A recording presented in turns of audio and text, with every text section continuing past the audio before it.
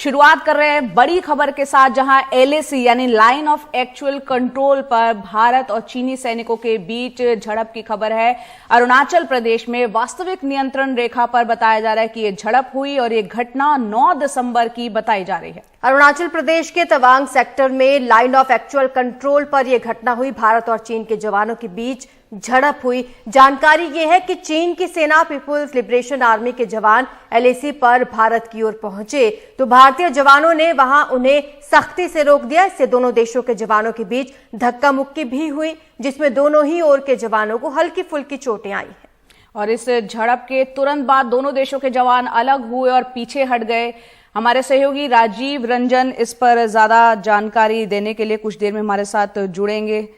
राजीव रंजन हमारे साथ जुड़ गए हैं। राजीव, हमने अगर जो घटना घटी है 9 दिसंबर की बताई जा रही है, फिलहाल वहां स्थिति कैसी है उस पृष्ठभूमि बताएं, क्योंकि भारत और अमेरिका के बीच अभी हाल में सैन्य युद्ध अभ्यास हुआ था उत्तराखंड के औली में। चीन ने आपत्ति दर्ज कराई थी कि 1993 और 96 का सीमा का उल्लंघन बताया था, और हाल ही में बाली में मुलाकात हुई थी प्रधानमंत्री और शी जिनपिंग के बीच। देखिए, बावजूद प्रधानमंत्री और चीन के राष्ट्रपति की मुलाकात हुई थी, लेकिन अगर सीमा के हालात की बात करेंगे तो वहां हालात नहीं सुधरे हैं। चीन ने एक बार फिर से उकसाई वाली कार्रवाई की है। जो 9 दिसंबर की जो घटना जो बताई जा रही है, सेना की ओर से जानकारी दी गई थी, तवांग का यंगसो इलाका है और ये तकरीबन आप मान लें कि 15 से 16 हजार के फीट पर है। पहले भी यहां पर झड़प हुई थी और चीन के सैनिक जो है भारतीय इलाके में दाखिल होने लगे। भारतीय सेना ने उन्हें खरीदा है। यहां पर खदेड़ने के दौरान दोनों ओर से पत्थरबाजी हुई है और उस दौरान जो है हमारे कुछ सैनिक घायल हुए और चीन के भी कुछ सैनिक घायल हुए। चीन के सैनिक को वापस भेजा गया। सेना की ओर से हमें यह भी जानकारी दी गई है कि जब सीमा पर इस तरह विवाद होते हैं तो उसको सुलझाने के लिए एक मैकेनिज्म बना हुआ है।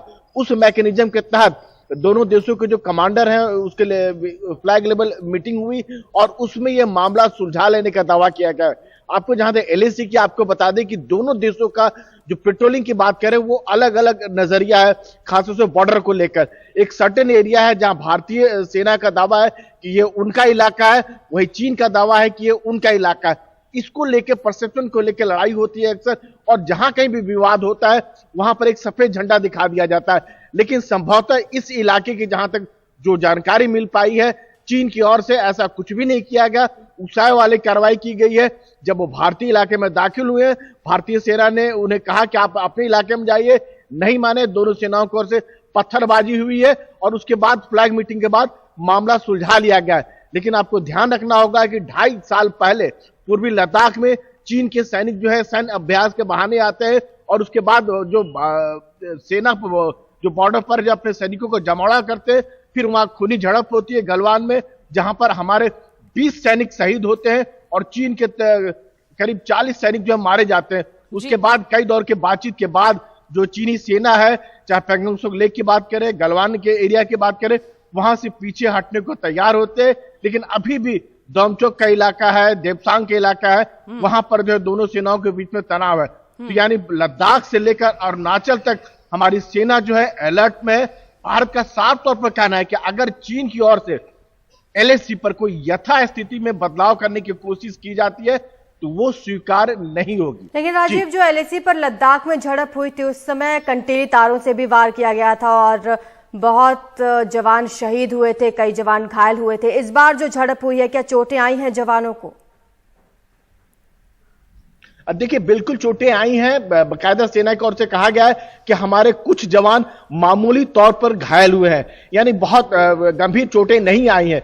उल्टे यह बताया गया है कि जो चीन की ओर से करीब 300 सैनिक भारतीय इलाके में दाखिल होने की कोशिश कर रहे थे। यह पैंगोंग का एंगसो इलाका है और भारतीय सेना ने उन्हें वापस खदेड़ दिया।